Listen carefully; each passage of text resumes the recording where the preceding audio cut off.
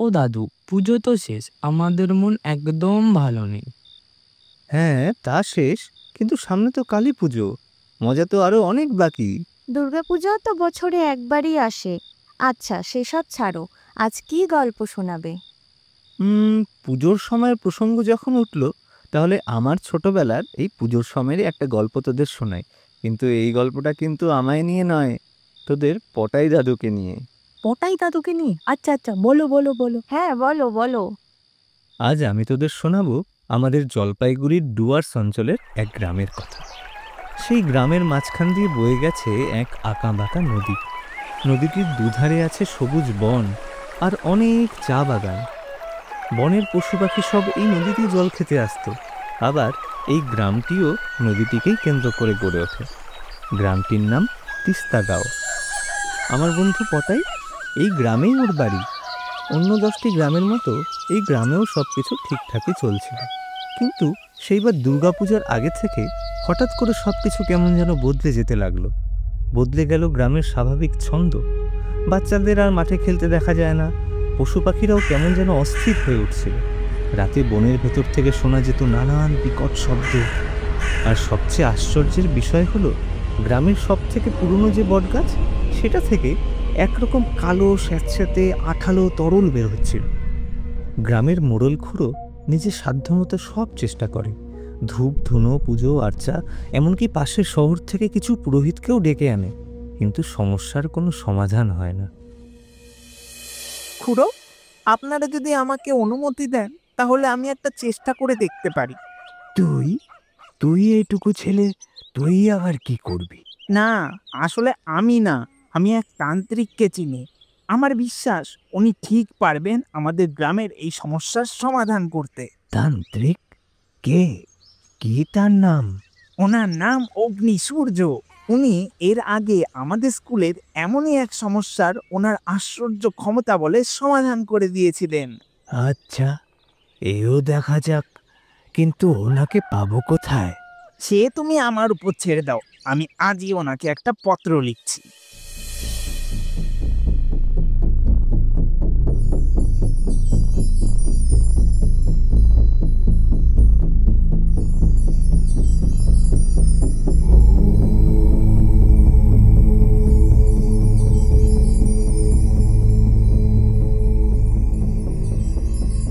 আমি আজই রওনা দিচ্ছি।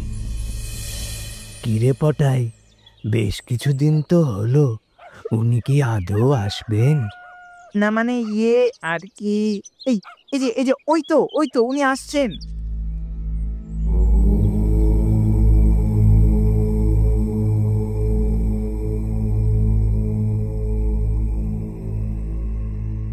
কিরে, তোরা আমায় স্মরণ করছিলিস? আপনি বুঝি সেই অগ্নিসূর্য যার কথা পটাই বলেছে? হ্যাঁ, চিঠিটা পড়ে মনে হলো আমার এখানে আসা দরকার। বনের ভেতর যে আওয়াজ তোমরা শুনতে পাচ্ছ, সেটা শুধু ভয় নয়, সেটা হলো এক যন্ত্রণার ডাক। যন্ত্রণা? কিন্তু বনে তো কেউ থাকে না, তাহলে সে কে? সব জানতে পারবি। আজ সূর্য অস্ত যাবার সাথে সাথেই আমরা বনে প্রবেশ করব। খুড়ো মশাই, আপনিও যাবেন। আর পটাই, তুই? হ্যাঁ, আমিও যাব। বেশ, চল তাহলে। অন্ধকারের মাঝে আলো খুঁজতে সাহস লাগে, আর তোর মতো সাহসী ছেলে থাকলে কাজ আরো সহজ হয়।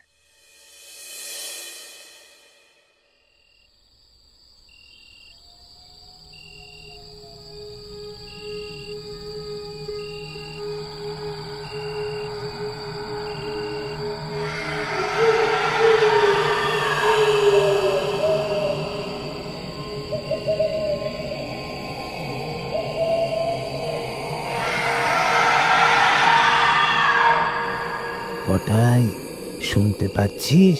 গাছের ভেতর থেকে কেমন এক কান্নার আওয়াজ শোনা যাচ্ছে। এই বন অভিশপ্ত নয় খুড়ো মশাই, এর বুকে লুকিয়ে আছে এক পুরনো কষ্ট।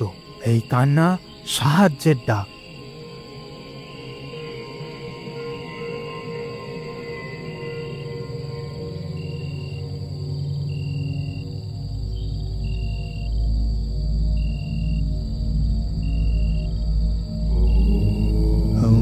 ক্রিম চামুন্ডায় বিচে ও দেবী চন্দ্রিকায় নমঃ।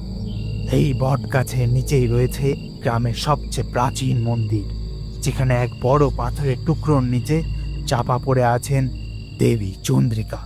তাকে উদ্ধার করতে হবে।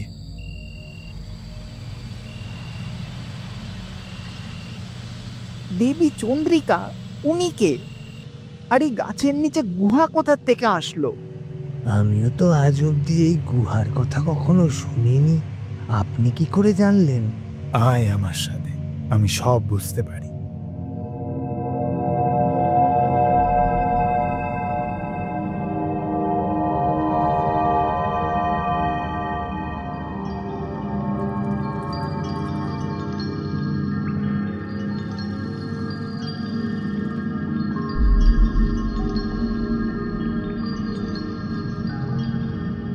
এই দেখ, এখানেই বন্দি আছেন দেবী চন্দ্রিকা। এখন এখন আমরা কি করব? এত বড় পাথরের চাই, 3 জন হাত লাগালেও তো সরানো সম্ভব না। তার দরকার হবে না, কিন্তু তোকে একটা কাজ করতে হবে। এই নে এই পাত্র, এই পাত্রতে করে বাইরে যে কালো স্যাঁতস্যাঁতে তরল দেখেছিলিস তা কিছুটা নিয়ে আয় যা। হ্যাঁ, আমি একা যাব বাইরে? মানে আচ্ছা আচ্ছা, ওটা দিয়ে কি হবে? সেই তরল আসলে দেবী চন্দ্রিকার অশ্রু স্বরূপ। আমি এখন এক অতি প্রাকৃতিক যজ্ঞে বসবো, যার জন্য ওই অশ্রুর প্রয়োজন আবশ্যিক। ঠিক আছে, যাচ্ছি। কেন যে এত সাহস দেখিয়ে একা আসতে রাজি হলাম? ভাই শশী, তোর কথা খুব মনে হচ্ছে। তুই থাকলে একটু ভয়টা কম লাগতো রে।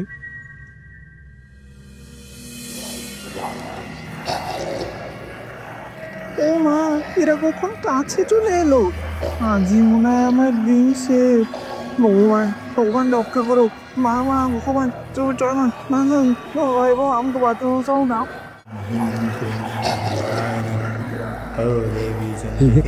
জয় জয় হোক অগ্নি সূর্যের। এবার তাড়াতাড়ি কাজটা সেরে ফেলি।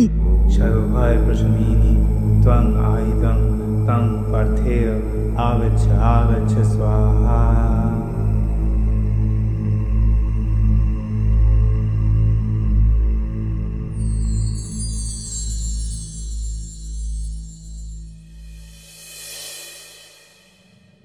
কিরে পটাই, তুই এরকম কাঁপছিস কেন?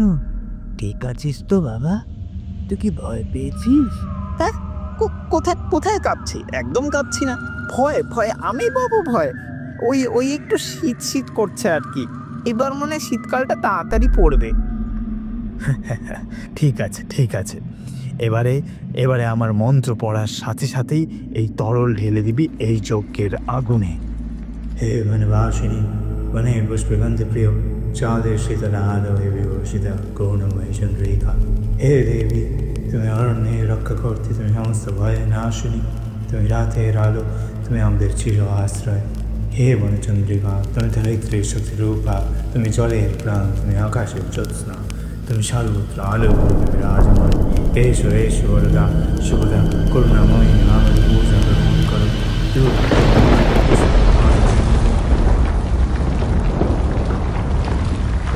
ভূমিকম্প ভূমিকম্প! পটাই, সামনে দেখ একবার।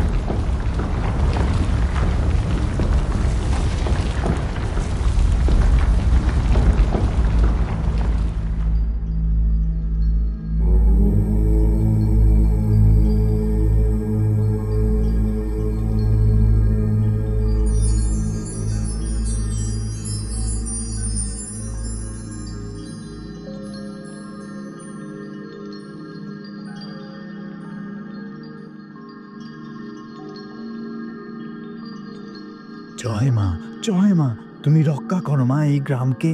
যেই প্রাকৃতিক কারণের বশে তোমার এই গর্ভগৃহ ক্ষতিগ্রস্ত হয়েছিল, আজ সেই প্রাকৃতিক কারণকে আহ্বান করে তোমায় পুনরায় স্বমহিমায় প্রতিষ্ঠিত করলাম। আমার প্রণাম গ্রহণ করো মা। আপনি আমাদের সবাইকে রক্ষা করলে, নইলে আমাদের কপালে যে কি দুর্ভোগ ছিল, আমার তো বেরিয়ে গায়ে কাটা দিচ্ছে। আমি তো নিমিত্ত মাত্র রে, সব প্রকৃতি মায়ের ইচ্ছে। এবার চলো গ্রামে ফিরে যাই। ভোর হয়ে আসলো।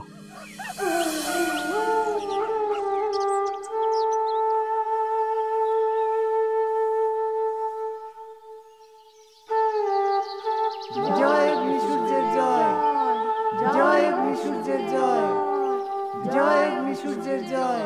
এই তোমরা থামো থামো, মা আমায় পাপ দেবে, সবই ওনার ইচ্ছে। ভোর থেকে গ্রামে এক অদ্ভুত মিষ্টি গন্ধে ভরে গেছে। পাখিরা সুরেলা কণ্ঠে গান গাইছে। আমরা বুঝে গেছি গ্রামে যে কালো ছায়া নেমে এসেছিল তা আজ কেটে গেছে। এবার আমার যাবার পালা। আবার কোথায় ডাক পড়ে? পটাই, আসলাম। মোড়ল মশাই, প্রণাম। আর আপনারা সবাই প্রকৃতি মাকে সবসময় পূজা করবেন, সম্মান করবেন। উনি চাইলেই আমাদের রক্ষাকারী, আবার উনি চাইলেই আমাদের ধ্বংসের কারণ। ওনার ওপর কেউ নেই। জয় মা, জয় মা।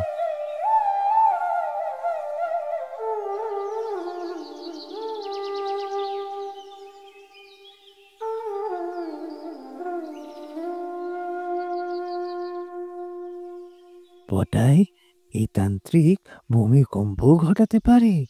উনি অগ্নিসূর্য, উনি যে আরো কি সব ঘটাতে পারে। দাদু দাদু, অগ্নিসূর্য আর কি কি পারে? হ্যাঁ, কি কি পারে বলো না? সব কি আর একই দিনে বলা যায় রে? অন্য কোনো একদিন বলবো। তার আগে সাবস্ক্রাইব করে দিতে বল। হ্যাঁ, সবাই সাবস্ক্রাইব করো, সাবস্ক্রাইব করো। দেখা হচ্ছে পরের ভিডিওতে।